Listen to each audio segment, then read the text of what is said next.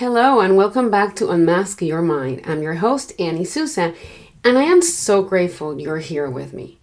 Today's episode is one that's close to my heart. It's about boundaries. Boundaries are the invisible lines we draw to protect our time, energy, and emotional well-being. But let's be honest, actually setting them can feel like one of the hardest things in the world. I know because I've been there. I think we've all been there. I used to struggle so much with saying no. Whether it was to a work obligation, a family request, or even something small like answering a late night text, I would always say yes. Even when every fiber of my being wanted to say no. The guilt was overwhelming, and I thought that setting boundaries would make me seem selfish, rude, unkind. But here's what I've learned. Boundaries aren't selfish. They're self-care in action. And they're not apps about shutting people out. They're not about you being rude. They're about making space for what truly matters. So today we're going to dive deep into why setting boundaries can feel so difficult, so uncomfortable in your body, especially if you've experienced trauma, if you have unresolved issues, or even if you're not diagnosed neurodivergence like ADHD or autism, or diagnosed. I'll share my personal journey with boundaries, what I've learned, and practical tools you can use to set boundaries with confidence and kindness. So grab your favorite drink, settle in, and let's unmask the power of boundaries together. Let's start with a big question. Why is it so hard to set boundaries? Oh my goodness. For many of us, it's so difficult. I have a friend and she is the master of boundaries. I see her, the way that she sets boundaries and the way she says no. And she's like so eloquent about it. But when it comes to me, it's always been so difficult. I don't know about you, if this resonates with you. Because for many of us, the answers lies in our past. If you've experienced trauma, or if you've grown up in an environment where your needs weren't validated, you might have learned that it's safer to please others than to protect yourself. And if you're like me, someone who spent years masking undiagnosed ADHD and autism, you may have internalized the idea that your needs don't matter as much as fighting in or keeping the peace. I'll share an example from my personal experience, my life. So growing up, I often felt like I had to make everyone happy, even at my own expense. Why? Because I was loud. I would say inappropriate things. I was too much, right? So whether it was agreeing to plans I didn't want to attend to, or taking on responsibilities that actually weren't mine, I would say yes because I thought that's what good, and I'm air quoting here, people did. This pattern followed me into adulthood, where I found myself overcommitting at work, in relationships, social events, and even as a parent. It wasn't until I reached complete burnout that I realized something had to change. And to be honest, it was also part of being in a marriage that, yes, it wasn't a healthy one. That I realized, what about my boundaries? What about my feelings? And that's why I go and I said before, our past experience. If you've endured childhood, something in your childhood, when I said trauma, it doesn't necessarily mean car accident, a situation of abuse, something very hard. It can be something as developmental trauma, something that you went through in your life, neglect, something, a sibling, something that you went through that your needs, you were the one that always had to give in. You were the one that had to be the one that had to keep your feelings completely controlled so that someone else would regulate themselves. Maybe parents that sadly for whatever reasons were not emotionally mature, were not emotionally where they were supposed to. So you were kind of like placed in that grown-up role, a brother or a sister, a sibling that was dysregulated for whatever reason. Whatever the case may be, it put you in a place where you were kind of controlling your feelings so that other people would feel better. So you were sacrificing your needs for the greater good in a way. Now it sounds like, oh wow, what amazing person. So altruistic, right? But in reality, it's not healthy because you grew up thinking that and then your boundaries, poof, shattered, non-existent. So that pattern does follow through your adulthood, like in my case. So it is exhausting, right? In my case, I was so exhausted from saying yes to everyone else that I had no energy left for myself or for the things that truly matter to me. Does this sound familiar? If so, let me tell you this. You're not alone, and it's not your fault. Setting boundaries is a skill. Like any skill, it takes time and practice to learn. So when, like I said before, when you're doing something in your childhood, you are perfecting that skill, whether it's maladaptive, meaning not healthy, or adaptive, healthy. So now let's talk about how our past experiences are shaping the way we approach or shape the way we approach boundaries. For those of us with trauma, whether it's from childhood relationship or life events like I just explained, we often develop, coping mechanisms that prioritize survival over self-care. So saying yes becomes a way to avoid conflict, to avoid rejection or criticism. For me, undiagnosed neurodivergence added another layer of complexity. As someone with ADHD and autism, I spent years masking, trying to fit into environments that didn't fully accept me. So masking taught me to ignore my own needs to avoid standing out or being seen as loud, dramatic, too much, difficult. So one memory that stands out is from my first job, my employer. People were asking me constantly to take on extra work, even when I was drowning in tasks. But I would say yes. Why? Because I was terrified of being seen as lazy or uncooperative. Because you have to understand, I was always feeling fatigued and tired. I was feeling unmotivated all my life. So for me, this was a norm. So I would always say yes, yes, yes, because that's what I felt I had to do. I didn't realize at the time that I was operating from a place of fear, shaped by years of trying to meet everybody else's expectations. If this resonates with you, I want you to know that it's okay to unlearn these patterns. Boundaries are about reprogramming those old narratives and choosing to prioritize yourself, not because you're selfish, but because you're worth it. So, Annie, how do we actually set boundaries without feeling like we're letting people down? Because that anxious feeling is horrible, right? That feeling of rejection, that feeling of anxiety that overwhelms us, that we feel that people are going to hate us, that we're going to let people down. Or for those that are neurodivergent or have undergone other things, that people are going to think that we're dumb or we don't know things or we're lazy. So here are some techniques that have helped me. Understand your triggers. This is important, and this is going to the past in some cases. Take a moment to reflect on what makes you say yes when you want to say no. Is it fear or conflict? Are you worried about being judged? Recognize these triggers, because by recognizing these triggers, that is the first step to changing them. Number 2, reframe that guilt.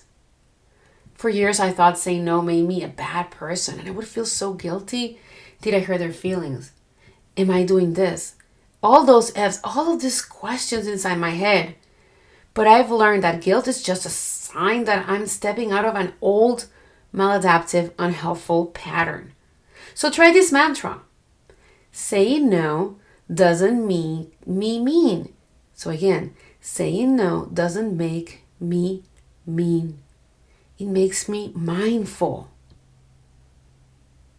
It makes you mindful. Number 3, practice simple scripts. If you're like me and get flustered in the moment, and I don't know about you guys, but that would happen and still happens to me. I get flustered in the moment and then I go back and I relive the moment and I'm like, oh, I should have said this. So if you're like me and you get flustered in the moment, having a script can be a lifesaver. So for example, thank you for thinking of me, but I can take more. I can take that on right now. So try to think of something that you're going to say ahead of time. So if someone approaches you, you already know what you're going to say. Think of that script. Again, thank you for thinking of me, but I can't take that on right now. Or, I love to help, but my schedule won't allow it. Those are two nice things to say. You're not coming on rude. Number 4, start small.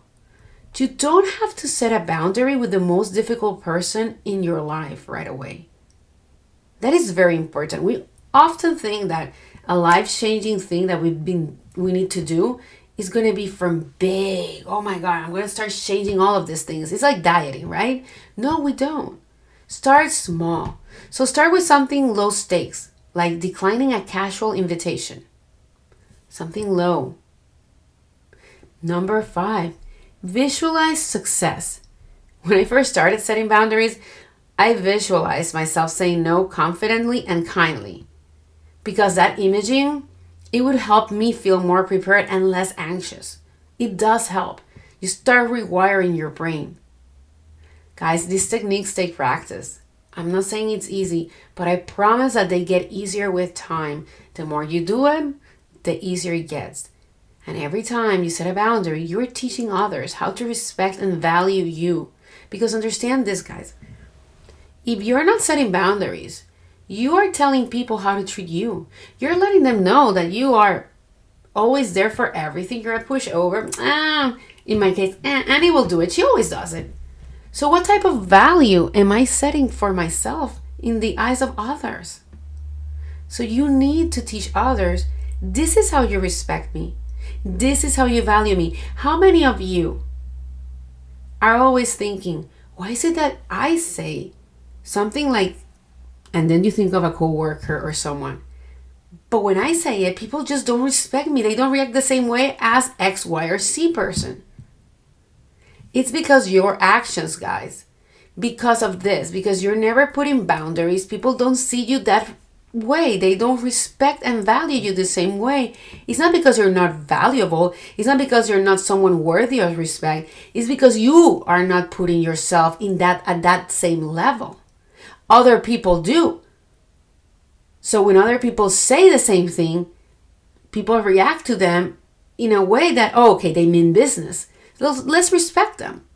But when you say it, it's like a little kid. So imagine you have a kid and you tell them, okay, guys, 5 more minutes and you have to take a bath. How many of your parents, right? 5 more minutes and you have to take a bath. But then you get distracted talking to a friend or you're tired, which, come on, I don't know about you, but I've been there. And you get tired. But if you're not consistent with your kid and you do it often, then those 5 minutes and you take a bath mean nothing to your kids. And they're like, yeah, right. And then you get upset like, guys, I said 5 more minutes. But then your kid's mind is like, yeah, but you always say 5 minutes and it takes 10.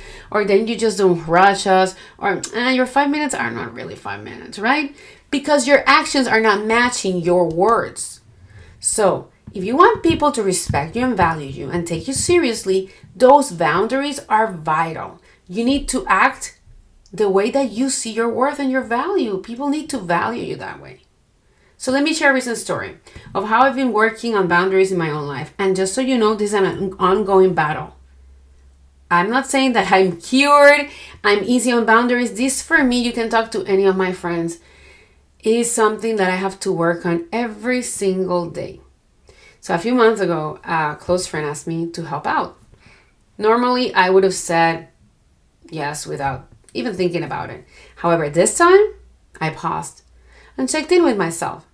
I realized that saying yes would mean sacrificing time I needed for my kiddos, for my mental health. Listen, I'm a single mom. I'm going through a lot of transitions right now. I needed to take that pause. So I said no. I was honest and kind, and I explained my reasons. And obviously, this friend didn't get upset. I'm not going to lie. It was a surprise to me because I'm starting this. But they didn't get upset. They respected my decision. That moment was a turning point for me. It reminded me that setting boundaries isn't about pushing people away. It's about showing up in a way that's authentic and sustainable. If I can do this, so can you guys. I know it's not easy. I understand that anxious feeling, that you feel that cold, you freeze and it's horrible, and it's a feeling that is undescribable. I understand it. But boundaries are so necessary for your self-worth, for you to start doing all that healing. They're a form of self-love, and you deserve that. So let's practice setting a boundary together. Step 1. Think of a situation where you've been saying yes when you want to say no. Oh, by the way, I remember another time I set a boundary, so this might help you, and this is very simple, and I did this with another close friend she's been pivotal in helping me with this. Something as simple as, because this is how bad I am with boundaries, or I've been with boundaries, guys, I kid you not. Going out with friends to eat.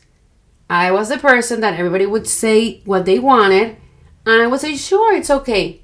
You guys, I am a person that I don't like red meat a lot. Like, the sensory aspect of it is very difficult to me. But I would say, sure. And for me, one of the first things my therapist, when we were doing this work, try with your closest friend, like I told you guys, that you feel the safest to say, no, I don't like that. How about this time we go here? You guys, I'm not joking. The first time I did that, it was so petrifying. I cannot explain it. To those of you that this resonates with, you understand. It is very anxiety provoking, but it got easier with time. And when I gave you that example of my friend, of how she asked me for a help and I was able to say no, that helped as well. So it does get easier, but it is a battle that you have to keep working on. So going back to what I was saying, let's practice setting boundaries together. Think of a situation or where you've been saying yes when you want to say no. Step 2, write down a simple script that you can use to set a boundary. For example, I appreciate the offer, but I need to prioritize my time right now. Or, I appreciate the offer, but I don't have time for that right now. Does that seem harsh to you? Do you feel uncomfortable as you say that? Remember, it doesn't make you mean, it makes you mindful. You can say, thank you for thinking of me, but I can't take that on right now. See? Think of that. Think of the script. Write down that simple script. Now, step 3. Visualize yourself saying this with confidence and kindness. Guys, the imagery is so helpful. So just clear your head, and if you have to try this over and over, it will help you. Take a deep breath and remind yourself, setting boundaries is an act of self-care. Take your time doing this, you guys. It's worth it. Here's what I want you to take away from today. Boundaries aren't about rejection. They are about connection. They connect you to your values, your priorities, and your best self. So every time you set a boundary, you're choosing to honor yourself, and that's not selfish. It's brave. I hope this helps. Thank you for joining me today. And if this episode resonated with you, share it with someone who might need to hear it and hear from this content. Don't forget to subscribe, leave a review, and connect with me on Instagram at unmask.your.mind. Sorry about that. Until next time, take care of yourself. You are worth it.